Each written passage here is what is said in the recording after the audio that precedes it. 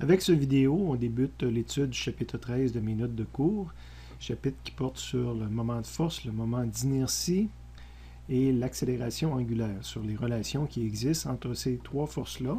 L'équivalent dans le domaine de la cinématique de translation de F est égal à ma.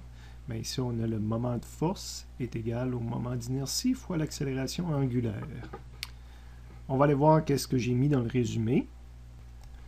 Bon, ici, avant que je passe au contenu du résumé, je vous rappelle que cette partie-là de la matière, les relations entre le moment de force, le moment d'inertie et l'accélération angulaire, bien, correspond dans le livre de Séguin aux sections 4.4 à 4.7, quoique, sauf exception, on ne couvre que les sections 4.4 et 4.7. C'est pour ça que j'ai deux pages d'indiquer pour comparer mon contenu avec le contenu de Séguin. Donc, je vous invite à ouvrir votre livre initialement à la page 486, section 4.4, et ensuite à la page 502 pour la section 4.7. Dans un premier temps, ce qui est dans mon résumé, c'est pas vraiment de la matière à ce moment-ci pour ce chapitre-là, parce que la définition de l'énergie cinétique de rotation, on va y revenir dans un chapitre subséquent. Ce qui m'intéresse ici, c'est le I, c'est le moment d'inertie, de comprendre qu'est-ce que c'est. Ben, les physiciens, les gens qui ont étudié les lois de la physique, essayaient de trouver une relation pour calculer l'énergie cinétique de rotation qui aurait eu à peu près la même allure que celle qu'on avait en translation. Ils ont probablement essayé une demi-m, de mettre le m ici, puis ça n'arrivait pas. Ils n'arrivaient pas à faire des expériences qui étaient cohérentes avec leurs prédictions théoriques. Il a fallu modifier ce paramètre-là, puis s'apercevoir que dans le fond, c'est pas le I qui fait la relation entre l'énergie cinétique et la vitesse angulaire. C'est pas le M, je devrais dire, comme en cinématique de translation, mais c'est un nouveau paramètre qu'ils ont appelé le moment d'inertie et que l'on peut calculer en fonction de la géométrie de la distribution de la masse dans l'espace. C'est pour ça qu'au niveau de la section 4.4, on a introduit l'énergie cinétique de rotation pour expliquer la provenance du I, mais dans le fond, cette section-là, c'est surtout d'apprendre à calculer des valeurs de I, qui est l'équivalent du M en translation, et on s'aperçoit que pour différentes formes d'objets, quand on dit que c'est l'équivalent du M, bien, ça inclut toujours le M, plus un paramètre de distance par rapport à l'axe de rotation, donc un paramètre justement lié à la distribution de cette masse-là dans l'espace par rapport à l'axe de rotation. Ça a toujours un peu le même format, quel que soit l'objet, donc M fois une longueur, mais une longueur qui la plupart du temps est un rayon au carré. Donc les unités de base pour le I, c'est des kilogrammes fois des mètres au carré. Le M est toujours là, une longueur mis au carré, et on a différentes fractions qui tiennent compte justement de la distribution de la masse dans l'espace. Donc la formule la plus facile, c'est pour une particule qui tourne alentour d'un axe. Donc, m fois r au carré, r étant la distance entre la particule et l'axe de rotation. Pour un anneau mince, donc, c'est l'équivalent d'avoir plusieurs particules en série qui tournent en rond. C'est m fois le rayon de ce cerceau-là, justement. Pour un cylindre plein qui tourne alentour de son axe central, ben, c'est encore le mr carré, mais on arrive à une demi. On pourrait démontrer, donc ce n'est pas le but du cours de faire ces démonstrations-là, mais que le I se calcule de cette façon-là. Pour une sphère pleine, ben, c'est 2/5 du mr carré, le R étant le rayon de la sphère. Pour une sphère vide, ou une coquille qu'on appelle, donc 2/3 de mr carré. Pour une tige qui tournerait alentour de son centre de tige, donc, elle tournerait un peu comme dans le plan ici. Là. Imaginez que la tige tourne un peu comme les pales d'un hélicoptère, si on veut. Ça serait une demi ml carré. Et pour une tige qui tourne, ça serait une palme. L'axe de rotation est au centre, puis il y a deux côtés à la palme, si on veut. Puis ici, ce serait une palme qui est juste d'un côté, puis je tourne alentour du centre. Là, donc, il n'y a pas d'opposé de l'autre côté de la palme. Ça serait 1/3 de m, 1/3 multiplié par m, L au carré, le L étant la longueur de la tige. Qu'est-ce qu'on entend par tige mince? Parce que là, j'ai comme mis un peu une troisième dimension. Ben, c'est dans le fond que la troisième dimension, c'est-tu une surface, c'est-tu une section circulaire, une tige rectangulaire, carrée? Ça n'a pas d'importance tant que le L est beaucoup plus grand que la section, justement. C'est ce qu'on entend là, par une tige mince. Puis en laboratoire, je pense même qu'on va essayer d'autres objets. Donc, chaque objet qui existe, on pourrait trouver une valeur de I, qui aurait évidemment toujours un peu cette allure-là. À la fin, on rappelle que si j'ai plusieurs objets qui composent mon objet, plusieurs parties, je peux diviser mon objet en plusieurs parties puis faire la somme des différents i. Ça va me donner le i de mon système, de mon objet global. Si, entre autres, c'est un système de particules, je fais la somme des MR qu'on avait en haut. Donc, pour chacune des particules fois sa distance à l'axe de rotation.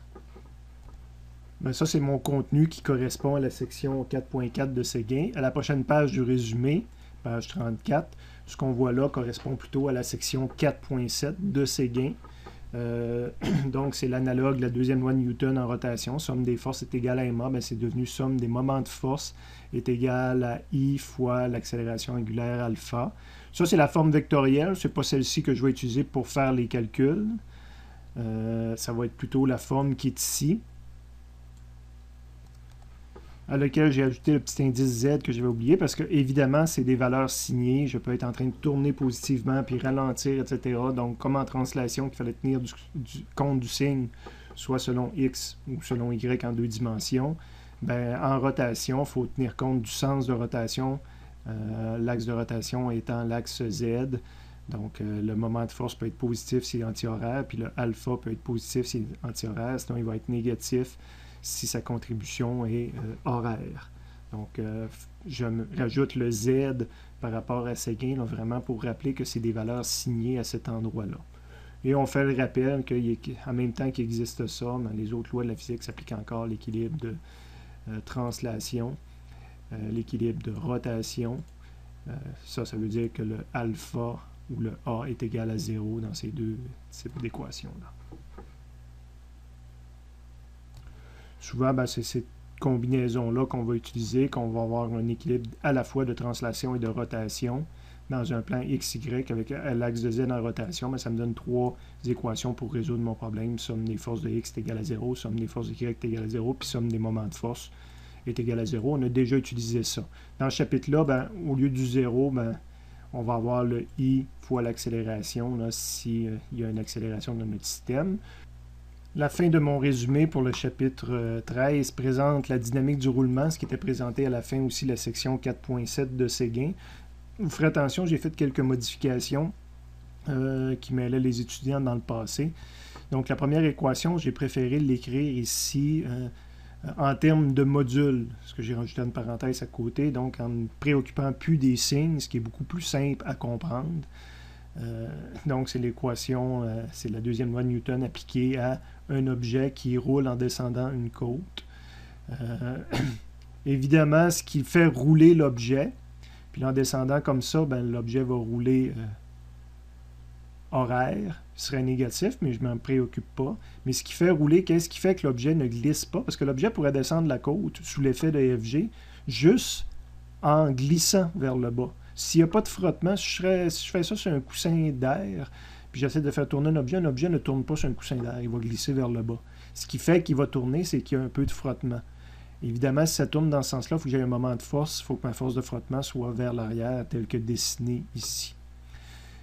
Donc, je vais étudier le moment de force créé par cette force de frottement-là, ce que j'ai appelé ici le taux F. Le moment de force de frottement est égal au I fois la vitesse angulaire de rotation que je vais donner à l'objet pour descendre. Étant donné que c'est des modules, c'est la valeur de alpha et du taux sont plus grandes que 0. On peut faire une relation. Évidemment, l'objet qui tourne va avancer dans l'espace, va descendre la côte. Si je mets l'axe des X comme ça, je pourrais donner une accélération au centre de roue.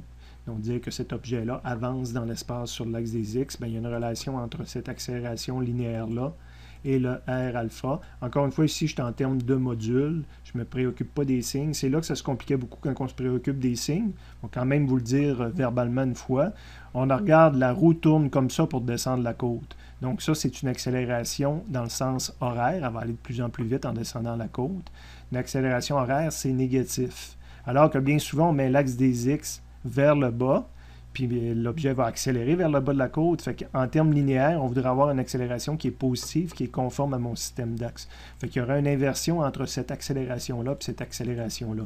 Si je tiendrais compte des signes, il faudrait que j'écrive que le A selon X est égal à R multiplié par moins alpha selon Z. Mais vous voyez, je rajoute les selon quand je dis ça. Donc, c'est bien plus simple de parler juste en termes de modules. La première équation d'en haut, je pourrais quand même, comme dans le passé, l'écrire en termes de valeurs signées si j'ai vraiment besoin de traiter les signes. Bien, le moment de force, il est négatif, il fait tourner horaire, donc c'est un moins TF, puis l'accélération angulaire est elle aussi négative. Mais les moins disparaissent de toute façon. Puis on retombe sur l'équation d'en haut. Ça, ben, c'est justement dire que les valeurs signées sont plus petites que 0. Donc, vous ferez les ajustements là, nécessaires. Ce n'est pas la même version imprimée que moi, mais ça m'apparaît un peu plus clair. Et de toute façon, ce que j'utilise dans les faits, c'est l'équation que j'ai mis en jaune ici.